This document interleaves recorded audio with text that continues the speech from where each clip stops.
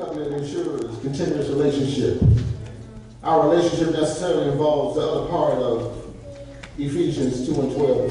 Before our calling, we were also without God in the world. Our hope is not merely in the fact that we have made a covenant, but more importantly, with whom we made it. Did you get that? With whom it's not. See, don't miss that. With who are you making a covenant with? With your boo, or with your baby, or your baby, or whatever you want to call him or her.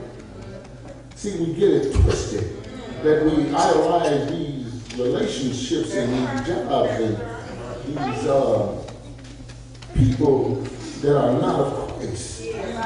So we're missing what God has for us. See, because there's only one God, and He's the one that wakes you up every morning.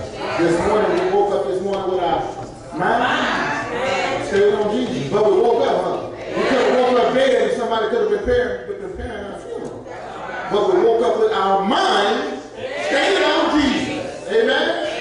We woke up with our mind stayed on Jesus. Because you could have woke up dead and you would have missed it. Amen? Amen. You're not going to miss this one. We did not drive all the way down here for you to miss this one. Paul has discussed the salvation of sinners in general, but now he turns to the work of Christ in the Gentiles. In particular, most of the converts in Ephesians church were Gentiles, and they knew that much of God's program in the Old Testament involved Jews. You get that? The Gentiles knew most of God's covenant had Jews in it. So the Gentiles wasn't happy with that. Can I get a witness? That's just like you have the churches. Every church do things different. I told you earlier, I don't get caught up in denominations, but I don't understand it. But I do know God. I'm not telling you what to do, but you need to know God. I'm not telling you what to do, but you need to know God. Before you know everything else, you need to know your God. Since the hour that God called Abraham, God made a difference between the Jews and Gentiles. He made the difference not that the Jews might boast, but they might be a blessing and help the Gentiles. See, He didn't make it to make them separate and one better than the other. He made one to help the other. He made one to help the other. I need your help, my brother. I need your help, my sister. I need your help. God made us to help one another.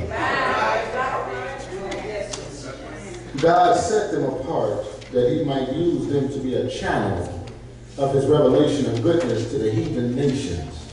For this reason, God often had disciples. He often had disciplined the Jews because they would not maintain their spiritual separation and minister to the nations in the name of the true God. He had to discipline the Jews because they didn't want to do what He asked them to do. And that was minister to the Gentiles, minister to His people. You had to get disciplined because you didn't want to tell people about the saving power of Jesus. You had to get a whooping because you didn't want to tell people about the saving power of Jesus. See, I grew up with the orange cord. Like that, real thick like that. I give you an orange cord. Doesn't matter, you got a whooping. You got a whooping because you didn't want to say, for God I live, for God I die. That God can save you. He will make a way out of no way. And He will fix your situation. You got a whooping because you didn't want to open your mouth. What kind of person are you? That you don't want to open your mouth and tell people about the saving power of Jesus and how God can make a way for you. You know what type of person you are? You're a child of God. You're still a child of the King. You just got to get a whooping. Amen? The Ephesians worship the goddess Diana. And before the coming of the gospel, they knew nothing of Christ. Paul cites in Ephesians Christ's estate as a definite tragedy. But keep in mind that every unsaved person, Jew or Gentile, is outside Christ, and that means condemnation. It is worth nothing that the spiritual plight of the Gentiles caused not by God, but their own willful sin. So you're in trouble because of something you did that you wanted to do. This was willingly. So you're in trouble because you've done something willingly. Amen? So when you got your whooping, it was because of what you've done. Paul said the Gentiles knew the true God, but deliberately refused to honor him. Rather, it's a sad story of men knowing the truth about God and deliberately turning away from him. I mean, you turning your back on God because you don't trust him or believe him. See, that's what it was about. They didn't trust that he was going to do the things that he said he was going to do. But he said, ask and see. Ask and see. Is that what he said? Preacher?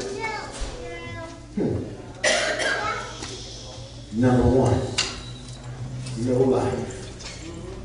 John, 5th chapter, verse 12, he that has the Son has life, and he that has not the Son of God has not life.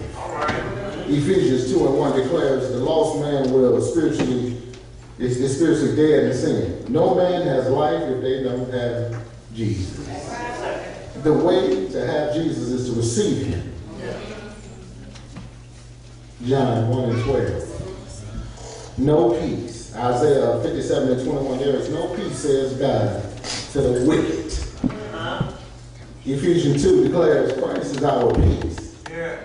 People will travel the world all over and do everything. Have wealth, fame, power, pleasures, every kind, yet have no true inner peace or happiness.